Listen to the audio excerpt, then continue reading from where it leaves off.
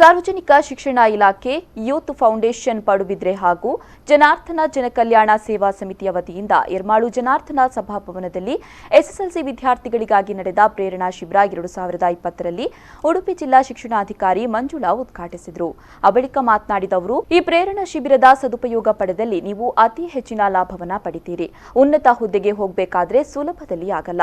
ಸಮಾಜದಲ್ಲಿ ಉನ್ನತ ಹುದ್ದೆಯನ್ನ ಅಲಂಕರಿಸಿರುವವರು ಕಷ್ಟಪಟ್ಟೆ ಈ ಹುದ್ದೆಗೆ ತಲುಪಿದ್ದಾರೆ. ಇನ್ನು ಪರೀಕ್ಷೆಗೆ ಇರುವ 3 ತಿಂಗಳಲ್ಲಿ ಕಷ್ಟಪಟ್ಟರೆ ಯಶಸ್ಸು ಖಂಡಿತ ಎಂದರು. ಯಾರಾದರೂ ಈಸಿಯಾಗಿ ಯಾವುದೇ ಒಂದು ಹುದ್ದೆಯನ್ನು ಅಲಂಕರಿಸಲಿಕ್ಕೆ ಸಾಧ್ಯ ಇದೆಯಾ? ಯೋಚನೆ ಮಾಡಿ, ಸಾಧ್ಯ ಇದೆಯಾ? ಯಾವುದಾದ್ರೂ ಒಂದು ಪ್ರೊಫೆಷನ್ಗೆ ಹೋಗಬೇಕು ಅಂದ್ರೆ ಈಸಿಯಾಗಿ ಹೋಗ್ಲಿಕ್ಕೆ ಸಾಧ್ಯ ಆಗತ್ತಾ? ಇಲ್ಲ. ಈಗ ಈ 3 ತಿಂಗಳು ನೀವು ಕಷ್ಟಪಟ್ಟರೆ ಎಲ್ಲ ಮಕ್ಕಳಲ್ಲೂ ಸಾಮರ್ಥ್ಯ ಇದೆ. ಕೆಲವರಲ್ಲಿ ಆತ್ಮವಿಶ್ವಾಸದ ಕೊರತೆ ಇದೆ, ಕೆಲವರಲ್ಲಿ ನಕಾರಾತ್ಮಕ ಮನೋಭಾವ ಇದೆ. ಸೊ ಅದನ್ನೆಲ್ಲ ಈ ದಿನ ಹೋಗಲಾಡಿಸ್ಬಿಟ್ಟು ನಿಮ್ಮಲ್ಲಿ ಪಾಸಿಟಿವ್ ಆಟಿಟ್ಯೂಡ್ನ ಡೆವಲಪ್ ಮಾಡಿ ನೀವೆಲ್ಲರೂ ಸಮರ್ಥರಿದ್ದೀರಾ ಅನ್ನೋದನ್ನ ಈ ದಿನ ನಿಮಗೆ ಹೇಳಿಕೊಡಲಿದ್ದಾರೆ ಶ್ರೀಯುತ ಪ್ರವೀಣ್ ಗುಡಿ ಅವರು. ಪಡುಬಿದ್ರೆ, ಕಾಪು ಹಾಗೂ ಯರ್ಮಾಳು ಪರಿಸರದ ಸುಮಾರು 25 ಶಾಲೆಗಳ 800ಕ್ಕೂ ಅಧಿಕ ವಿದ್ಯಾರ್ಥಿಗಳು ಹುಬ್ಬಳ್ಳಿಯ ಪ್ರವೀಣ್ ಗುಡಿ ಅವರು ನೀಡಿದ ಪ್ರೇರಣಾ ಶಿಬಿರದ ಲಾಭ ಪಡೆದಿದ್ದಾರೆ.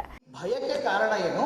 ಭಯ ಪಡಲೇಬೇಕಾ ಅಥವಾ ಇದರಿಂದ ಹೊರಗಡೆ ಬರಬೇಕು ಅಂದ್ರೆ ಏನ್ ಮಾಡಬೇಕು? ಏನು ಓದಬೇಕು, ಹೆಂಗೆ ಓದಬೇಕು? ನಿಮ್ಮ teachers are the best people. ಅವ್ರು ನಿಮ್ಗೆ ಆಲ್ರೆಡಿ ಹೇಳಿದ್ದಾರೆ ಯಾವ ಸಬ್ಜೆಕ್ಟನ್ನು ಹೆಂಗೆ ಓದಬೇಕು, ಎಷ್ಟು ಅಂಕಗಳ ಪ್ರಶ್ನೆಗೆ ಯಾವ ಥರ ಉತ್ತರ ಬರೀಬೇಕು ಅನ್ನೋದು ಆಲ್ರೆಡಿ ಡಿಸ್ಕಷನ್ ಆಗಿದೆ.